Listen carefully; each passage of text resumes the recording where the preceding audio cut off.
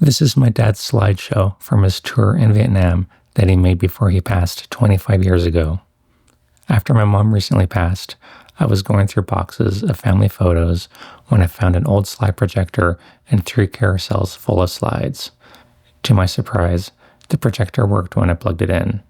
Even better, along with projector and slides, was my dad's notebook detailing each slide.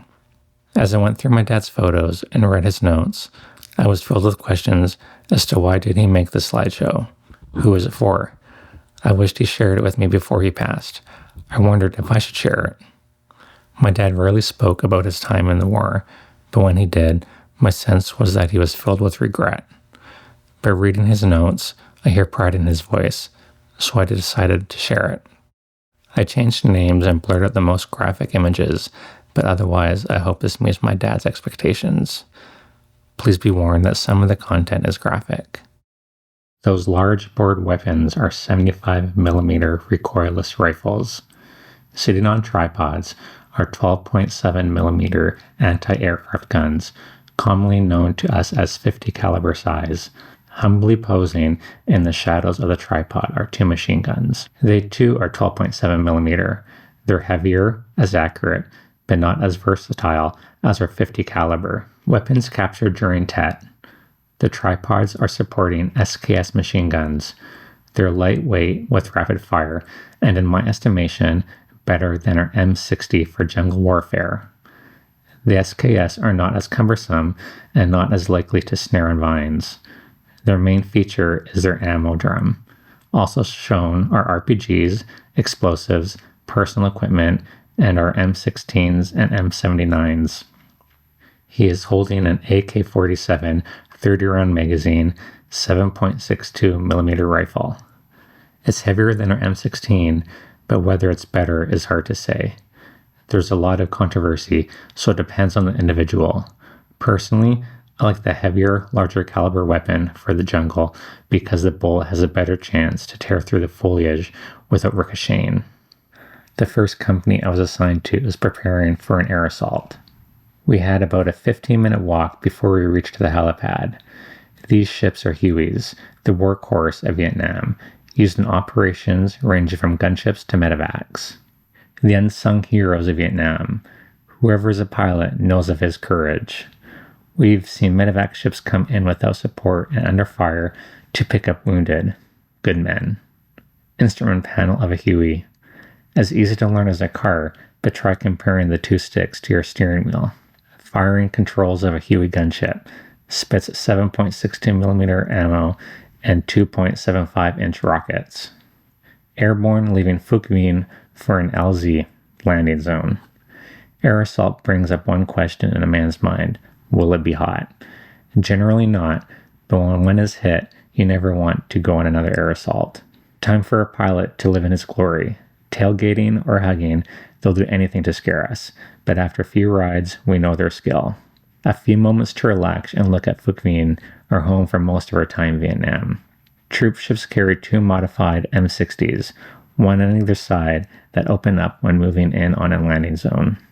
The noise is deafening and frightening to the newcomer and unsuspecting. Vietnam is beautiful, rich in color and covered by a lot of double canopied jungle.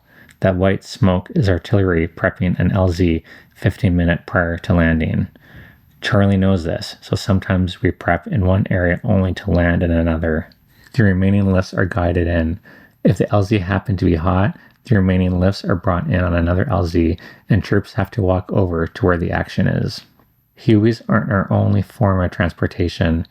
The CH-47 Chinook carries 30 men and is put to work quite often.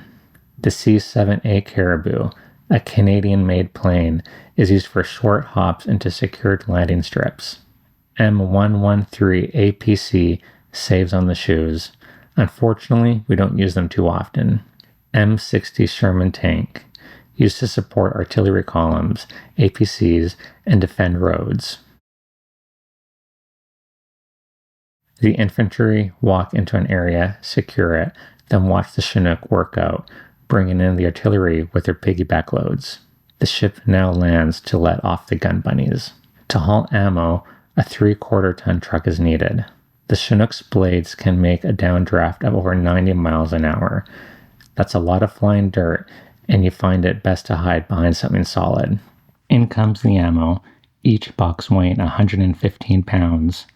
There are 180 boxes on that load, real muscle power in a Chinook. There's a lot of sandbags and ammo boxes in a gun battery, but there's also a shower at each gun pit. A gun crew. We call them gun bunnies because of the way they hop around those guns. Hard-working men. A shower at night and a wash of the face and hands in the morning. Lucky people. When the work is finished, they play around. Ah, that's cool. Whenever I'd get back from a problem, they'd rub in their good living. Ice all the time. Looking in a fire support base. Concertia wire and bunkers. Pale faces. Haven't been in them long enough for a tan. There is always a handset and a 70s hand. Coordination is his key to success. Test firing is very important, especially of our machine guns. Until the Army ran out of shells, we always carried a 16mm mortar. It was the first thing we threw at Charlie when he hit us. The 106mm is the most commonly used steel in Vietnam. We usually have a 155 battery within range. We generally use it to block exits. If we were in problems, we'd lift the artillery and bring in the Cobras. They give support much closer than artillery dares. We've had a few opportunities to use the Piper Club or the Cessna. Both fire these WP rockets, marking rounds for jets. Those bird dogs control the jets. They themselves are jet pilots and can direct a close kill. The result of those 500 and 750-pound bombs. The foreground was as thick as the background. Concussion is the worst dread of heavy ordnance, unless of course you're caught out of a hole. The tree line not only hides the village from view, but it also covers the bodies of fallen soldiers. Time was Tet. This woman flees with her child. The children are all she has left. Run for your life. Look back at the horrors. One last look. You left a loved one back there. Living with a rifle in his hand, he died for you. Who did we die for? Our first prisoner. Sad sight? Oh, how we were fooled. A decoy hit from the rear. Experience has taught us, the ones that were lucky. By the time we were finished with this village, not a house was standing. The reaps of war. But after a few meters, they were abandoned, just too heavy. Another village, rounding up the people so we could again search and destroy. Besides petty loot and NVA equipment, thirst quenchers were found. Our last battle at Tet, a sleepless night, a long search the next day. All of us smile as our last pose is struck at the end of Tet. In a few hours, we'll be in Phuc Vinh. We're the lucky ones. A beautiful girl, so small, but such a good dancer. Entertainment was waiting for us at Phuc Vinh. Can she ever sing? Unfortunately, pleasure is much shorter. Hump, rucksack, and weapons, and away we go. Canine force. Dog teams were used quite often, however they were only able to cover a couple of clicks a day, whereas we usually walked 6 to 10, about 4 to 6 miles. A Viet Cong. He gave himself up to the open arms plan. Now he shows us signs of the enemy, booby traps, ambushes, etc. Here a bomblet is destroyed to prevent Charlie from using it on us. Planes drop them by the thousands. Some don't detonate. These leaves, if touched, will fold and remain so for about 2 hours. They are very numerous in Vietnam, but few people know of it. Our interpreter questions a man we found in the middle of nowhere. He's a VC suspect and will be lifted out for further questioning by experts. Bamboo is thick and hard to get through unless you happen on a tunnel as you see here. They are hard to detect, but Charlie clears them for traveling, enabling him to get through bamboo thickets rapidly and noiselessly. We're beginning to set up our NDP, night defense position, at the entrance to this tunnel. He hasn't got any extra water to wash off the shaving cream. Next time, he'll protect the can. Each night, we have to cut lanes of fire and dig foxholes. It's time to mend the scratches received that day. A tangle with a wait a minute vine is as torturous as a bee sting. Rank has its privileges, as lieutenant sits on a chair that we found miles from civilization. With the night position finished, it's time to eat. Hot sauce helps to kill the taste of ham fried. Machine gun crew, a 26-pound gun and 2,000 rounds of ammo. It's a heavy load with the rest of your equipment. Now where are we? It's time to check ourselves out before we start the day. A bath at last. We try to get to the river at least once every 7 days. If we miss, then it's 2 weeks without a bath. Song Dong Ne. 200 meters wide and cool. What a time we have on these days. The dog really loves this. He spends more time in the water than we do. After a swim, it's time to relax and play a few cards in a banana grove. Our clothes are clean and we have a chance to dry our feet. Give them a good airing. Would you believe this tree cost me $20 and burned my feet and chest as well as my arms? Phuc Vien at last. 3 days of the month are spent in base camp. A roof and a cot, all the comforts of home. How large a beard can you grow in a few days? Some people carry class, even in Vietnam. These REPs can really live in style. A swimming pool to be used every day, between coffee breaks, of course. REP means real echelon personnel. Road sweep. Minesweeper. Song B Bridge. We looked forward to duty on this bridge. It was an R&R while on duty. VC sabotage. They blew this important link on 1A only to have American engineers rebuild it. American soldiers have been helping the Vietnamese guard it ever since. Although War Zone D runs right beside it, Charlie has never bothered it since. Vietnamese families make their homes on the bridge's walkways and supports. Chew time. Some larger families have their homes beside and beneath the bridge. These homes belong to the families of the Vietnamese soldiers that guard the bridge. The soldiers check the people crossing it during the day and lock the gates at night. Some people feel safer and more relaxed in hammocks when sleeping in bunkers. The rats have complete command of the place. The general, along with the operations officer and battalion commander, came out to talk with their company commander. They have some big plans for us. I only have one picture taken during a firefight that the general put us in. A 2-day ordeal which was costly. I broke my camera in this firefight, so most of my pictures were lost. Gray Fox came to check up on the situation. We have no good news for him. Ponchos, not body bags. He's going home dead. These next pictures are one of his many bunker complexes. Complex is an appropriate word. The description, of course, is based on the complexes we use. This particular complex housed a battalion command group. It covered several thousand meters. A bunker system is built on the basis of defense. Before you hit the bunkers, you run into a string of hidden foxholes, the outer defenses. Once you make it through these, you'll run into bunker defenses, lines of bunkers connected by tunnels. Each has 360-degree fire-firing cover. If you make it through these, you can go a couple hundred meters and hit the same again. Usually past this is your command bunkers. Bunkers are built around the trees. They do not remove trees from the complex area. Underbrush in the defensive area remains. They live with nature, not pushing it aside. Leaves and twigs fall on the bunker and grass begins to grow, all helping in camouflaging. Nothing is ever done to obstruct natural growth. Tunnel rats, small men with iron nerve, search these bunkers and tunnels. Steps are mined. Booby traps are placed on items of personal use. You never know if a VC is waiting for you or when the world's going to blow. The Viet Cong have become masters in construction of bunkers. They are waterproof without aid of plastic and cannot be destroyed unless directly hit with heavy artillery. Logs are placed across the bottom row, tightly fitted with branches and leaves placed in cracks. A border is made around the bunker with logs and then dirt fills it in. Another row of logs, more dirt, then camouflage. Bunkers are from 1 foot to 2 feet thick. We finally come onto the compound bunkers. Here there is no need for camouflage, so underbrush is usually cleared and shade is built on top of the bunkers. If you break the first bunker defense, the high officials always escape, and by the time you reach the command post, it's deserted. Deck 2, in and out. We were sent to Deck 2 and have a chance to clean up. This stream is similar to them all up north. Clear, cool, shallow, and fast. Even though the water was clear and looked safe, we always use purification tablets. There's no point in risking a case of hepatitis. Puppies are popular among soldiers. Those remaining in the rear often get one for a pet. One last look before going to bed. A command bunker protecting a 175mm battery.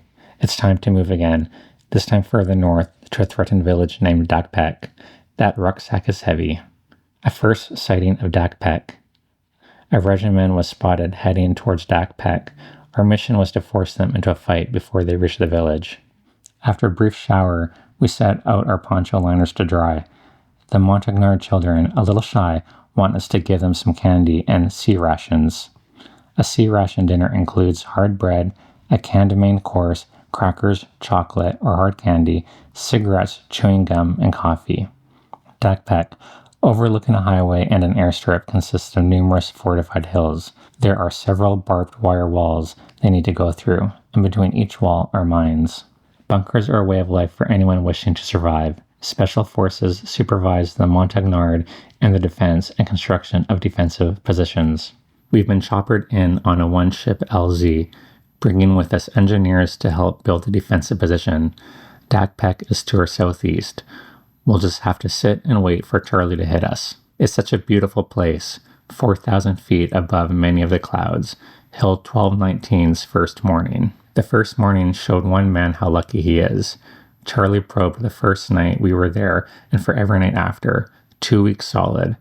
Generally, he probes a couple of nights, then hits you the next. Our nerves were well tested. We formed small recon patrols to search the hill below us and set up ambushes. We never did get the probers. We set up booby traps along likely lanes of approach. Not even these worked. A B-52 strike to our west. Cambodia borders on these Blue Mountains, staging area for Charlie's operations. Rain is coming in from the east. Monsoon gets to be a nuisance. But we always have a constellation of a rainbow following the rain. And then there's always beautiful flowers. Montagnards arriving to help us out. I've never seen them in action, so I can't personally speak of their fighting abilities, but they're well disciplined. The day brings us rest and relaxation, unhinges our nerves. They build our morale by telling us in the last 9 attacks that Charlie has only once failed to overrun a fire support base in the area. Here is an M2 carbine. The Montagnard don't have to be told to clean his weapon. I'm told he'll fight to the death when fighting to defend his own tribe, but will run if you move him elsewhere. Just time enough for a few last pictures. We're being replaced by fresh legs. That's a Dak Pek in the middle of the picture. A lot of worry for such a small place. Police call in Dak 2. It never fails when you're in the army. 2 days after we left Dak Pek, we got word that Charlie overrun Hill 1219. We left none too soon. This time we're waiting for a flight to Chu-Chi. We usually get down to the airstrips around 6 a.m., but generally don't leave until mid-afternoon. To pass the time, we read or just dream. Some people feast on sodas. They are hot, but somewhat tastier than water. We're off to Chu-Chi and a new adventure. A great welcoming committee, American Red Cross girls. The refreshments are cold. A last sip and goodbye as we're sent to barracks, where we'll spend the night. It was a good meal. The trays were eaten clean. We have a few hours before night, so we ran over to the PX. The Chu-Chi cafeteria is just too much. Cheeseburgers and ice cream. These people really know how to live. A crunchy doesn't have much time for the luxuries. Instead, it's off to the wilds. For the first time, a night air assault was attempted on a suspected village. We had to be the guinea pigs. Charlie was waiting for us. The next 3.5 months, hardly a day went past when contact wasn't made. Viet Cong. The United States upholds the Geneva Convention. Here is a Viet Cong that hit us that night and is treated for his wounds. This woman caught plenty of shrapnel. With the coming of light, fighting ceases and we go in to search the village. The woman and children come out from hiding. Deadly weapons and a little boy. It takes an apple to calm him down. Watching us destroy their home. Searching is a long, tiring ordeal. We have to rest quite often. Water buffalo on their guard. We've learned from experience to keep away from those creatures. The scent of an American makes them go mad. An abrupt change from combat. 2 of us have been choppered and sent back to Phuc Vin for R&R in Bangkok. She gets our uniforms ready for us. 50 cents to shine our boots, but we don't mind. We're too happy to care. Checking my uniform. He's as ready as he'll ever be. Aboard our 707 and one last look at Vietnam. We won't be seeing this place for 5 days. Bangkok, Thailand. A plane of happy troopers ready to go. Not only are they driving on the wrong side, but look how busy the place is. My first traffic jam in 7 months. A streetcar. Can't believe it. We made it to the Express Hotel, where we got this view of a small section of Bangkok. I left him there and went over to the American Embassy to wait for Arun. The American Embassy's front door, open to all. The tallest pagoda in Thailand, built because an emperor unknowingly killed his father, so in reconciliation, he built this temple. A prayer to Buddha. When entering Thai temples, shoes are removed. Kneeling before Buddha, a candle is lit, a prayer is offered. The golden Buddha, lying on its side, is over 40 feet long.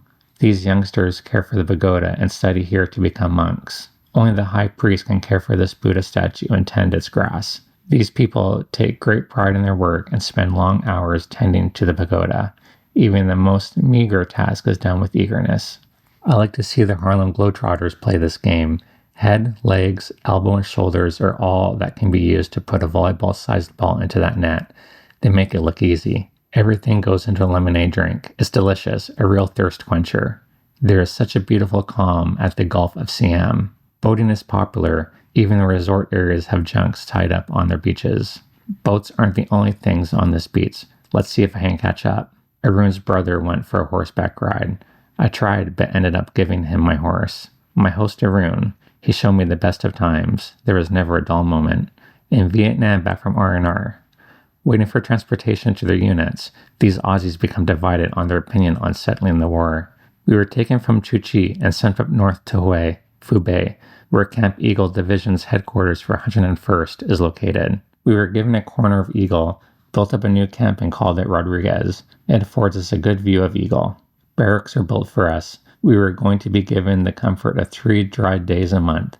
Monsoon down in Chu Chi had just finished when we left and started up north when we arrived. 8 months of rainy season in Nam for us fortunate ones. The 101st band played modern tunes for us. We enjoyed every second of it. The 101st obtained a beachhead and named it Cocoa Beach. A day at the beach every month. We were being promoted. However, us old-timers will be leaving soon, so this will be our only swim. The concertina wire supposedly prevents commando raids. Air mattress came in real handy. The waves were just right, the water real warm. Body surfing is wild. What a time we were having. Hot dogs and hamburgers and sodas for refreshments. Nothing could beat it. The beer's already being drank. Hit it hard. I've been taken off the line, given a couple of weeks to straighten my mind out before I come home. I didn't have a job. I just watched. Fire mission. Someone needs help. Put that steel out there. These guys would say, this is my girl, my only love after being married to her for a year. About time for divorce, don't you think? I couldn't stand the boredom of the battery, so I decided to add a bit of life to the place. The Playboy Club was a hit. Crowded every night. What a time we had. Dedicated for Tim. Bringing in a Chinook for our last move in Vietnam. We were already feeling good by now. Classified ammo has to be loaded internally. With a creative imagination, the sand could be snow. Genie was built close to the ocean, just like the resort area. After a few last touches on the gun, there'll be plenty of time to relax and let it all hang loose. Home is on everyone's mind. The Playboy Club is opened. This time we have more room and class. Playboy's interior. The place is used as a sleeping area on the afternoons. Whoever built this bunker did a good job. The interior was burned in with a torch. Tomorrow we go south to clear and leave Nam. They gave us good final memories of Vietnam. Before we leave Nam, we should have a look at some of its people. Phuc Vinh was beside Saigon, the only town on limit to Americans after Tet. Luckily, our base camp was at Phuc Vinh for the first 9 months, so we fared well. Phuc Vinh Market is the center of attraction for the locals. However, to us, the heart was on this street and a few adjacent ones. There's a lack of garages and mechanics. Besides motorbikes, this is the most common transportation for the locals. Passengers have to share seats with hogs, hog slop, and market goods. Leaving our gate, we go into the Hiroba, just one of the many establishments serving a soldier's desire for women and drink. These boys earn a living with a rag and brush. Just about all the kids are shoeshine boys. A GI can hardly make it through the gate without being sworn by then. It's best to get a boy for each shoe. One of my favorite establishments, the most popular one in Phuc Vinh. Right now, that bar is jam-packed. Lobsters. I never had a chance to sample one. She took a bottle of beer, cracked the lobster open, then downed them. I had to leave. It was too hot in there. The lights are dim, the music is soothing, and the girls are teasing. The old man sews while the girls pose. Each make their living in this house. For any money offered to this Buddha riding an elephant, an old man will say a prayer for your safety. Tang, a number 1 boy. I gave him financial support while in Nam. Whenever I came to town, Tang's friends would run and get him. Tang spoke only a few words of English. We teach each other our languages, and whenever I bought anything, he made sure I wasn't being cheated. I'd buy him clothes, and for 3 days, buy him a hearty meal and plenty of Cokes. The poor thing, he's hungry too.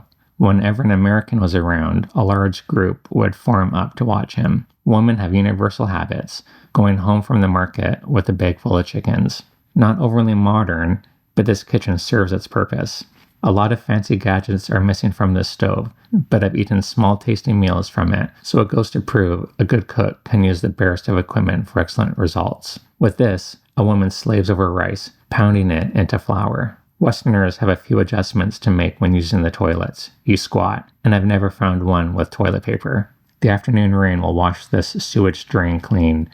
You can see why rats are a problem to these people. People living on farms outside the village bring their food with them and cook and eat their meals on the street. A trip to town is always an all-day affair. The tots have a ride on their tricycles, real common among the kids. A few brave the two-wheeler. Looks like he's got something on his mind. He does. Wants to make a deal on the black market. These young kids are smart, and they know their rackets and Uncle Sam better than most of us. Even Vietnamese children play marbles. I believe from personal experience that they have a harder method for shooting. A mouse for a pet. Who'd ever think of such a thing? Maybe he heard of Mickey Mouse. This boy is learning electronics at an early age. He's already capable of repairing that radio. His brother is learning the theory behind wheels.